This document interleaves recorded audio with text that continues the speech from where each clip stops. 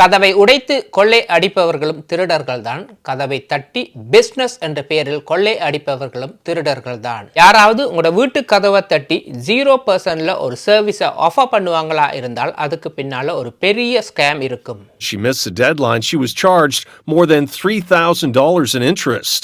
இப்படித்தான் இவர் 0% 12 monthly பேமெண்ட்டுக்கு water சாஃப்ட்வேரை இன்ஸ்டால் பண்ணியிருக்கிறாங்க.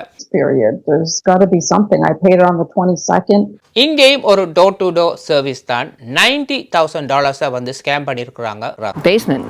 They kept saying there was another problem and they needed more money. Foolishly, we gave them more than we should have.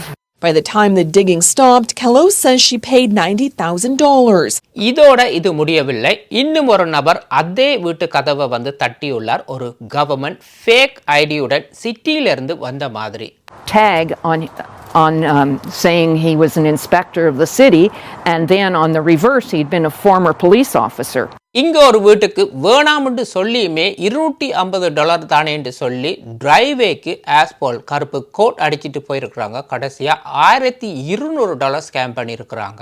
இந்த 3 சம்பவங்களுக்கும் ஒரு ஒற்றுமை உள்ளது. இவங்க டார்கெட் பண்ணது பெண்கள், அதுவும் சீனியர்ஸை தான்.